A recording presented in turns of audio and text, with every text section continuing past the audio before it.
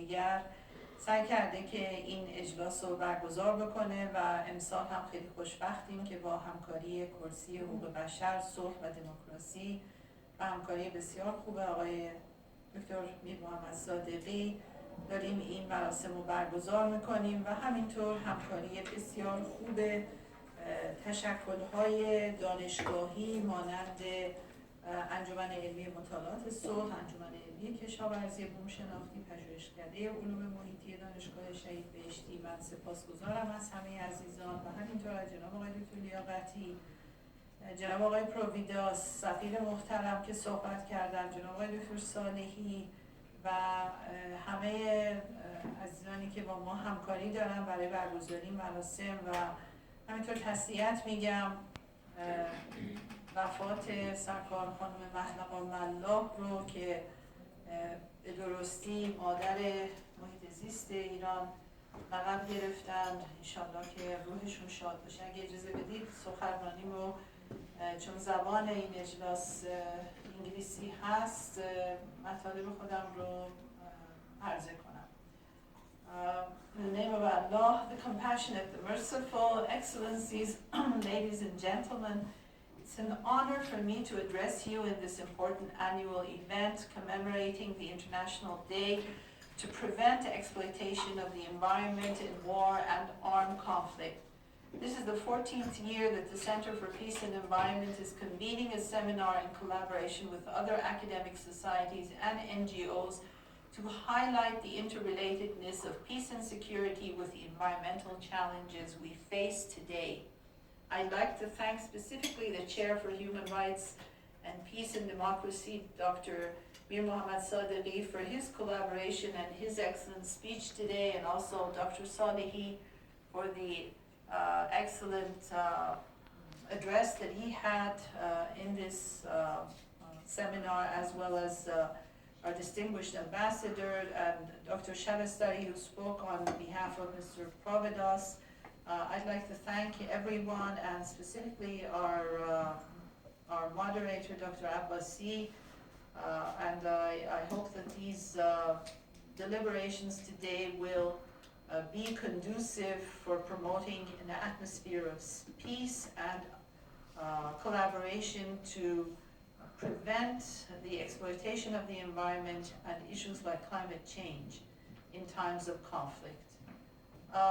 We have the COP26 negotiations have recently concluded with major commitments by some global powers and not by all players, who all will be eventually judged by their actions and not by their words or promises. We have gathered here to join efforts to embark on two journeys, one in pursuit of the protection of our planet Earth, and the other for the sake of peace and friendship. The collective actions of world powers indicate that we have ignored the right of nations and denied the favors of our Creator in one way or another, and now we realize the need to change course towards a more sustainable lifestyle by making up for our wrongdoings and sins. We need more than ever today a genuine global resolve to condemn terror and to address its root causes and pretexts in a serious manner. For what we see in our region, and particularly in neighboring countries like Afghanistan, we hope for peace, and we hope that all those, particularly terrorist leaders and their sponsors, which intentionally abuse the name of Islam, the religion which alludes to peace in its name, to spread fear and hatred, whereas Islam preaches compassion not only among humanity, but with nature and all forms of creation. The impact of war and insecurity on the environment has to be considered in peace negotiations as a major driving factor for peacemaking. On the other hand, the impact of climate change on livelihoods, economies, agriculture, and human settlements, which has led to displacement of large populations and deterioration of security conditions in many parts of the world, needs to be undertaken in peacemaking processes. Societies are facing heavy losses due to climate change, and these losses are impeding and delaying the development process and incurring damages which need to be compensated by big powers that have a historical responsibility vis-a-vis climate change. For these developing nations, adaptation policies and sufficient resources and efficient technologies are essential. In the case of my country, illegal and inhuman economic sanctions against the nation have intensified the effects of climate change on our environment and have serious implications not only for our economy but also for the livelihoods of the Iranian people. I wish to make an important point, which I have brought up in other international events. The UN is responsible for maintaining global peace and security and protecting human rights, while war, insecurity, and terrorism have ravaged many parts of the world, and particularly West Asia and Africa now for several decades. Some powerful political lobbies, the arms industries, the oil cartels, all seem to benefit from ongoing insecurity and conflicts. Those perpetuating these conflicts are accomplices of the global warming process. The human toll has been devastating, but in addition, these conflicts have an environmental toll.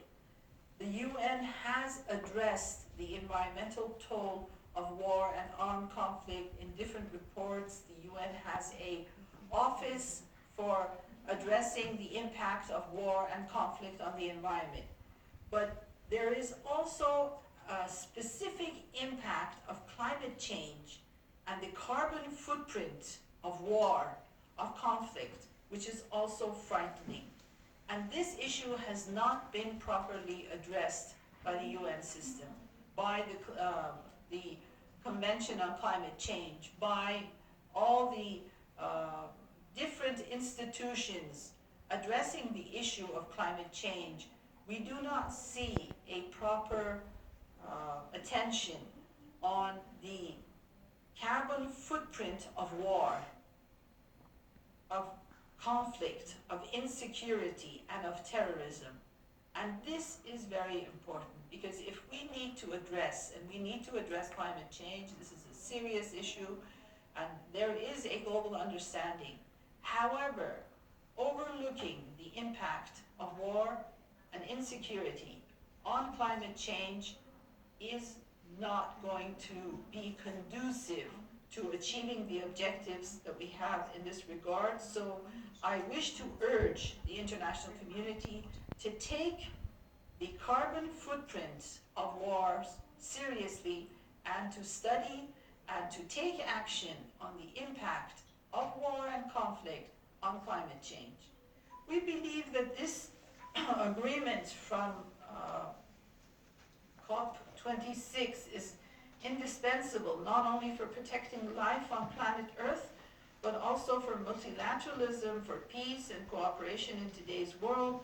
And we also know that all agreements between different societies, between different nations and states and governments should be balanced and fair and must encompass essential requirements like poverty eradication, the right to development, human rights, security, peace, and improved governance.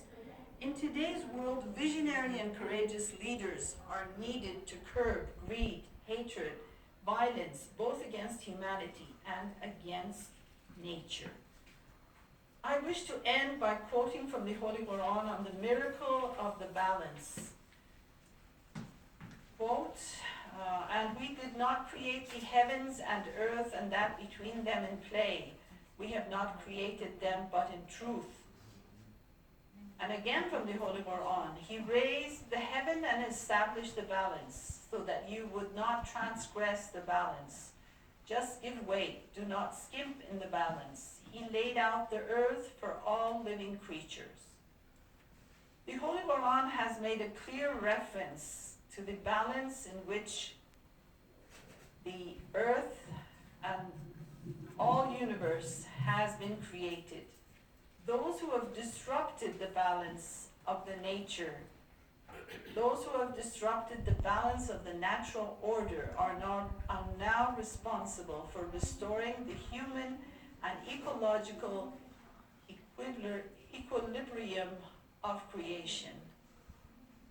I would like to once again thank all those who have collaborated with us, with the Center for Peace and Environment, in convening this important seminar in these very sensitive times. Thank you very much.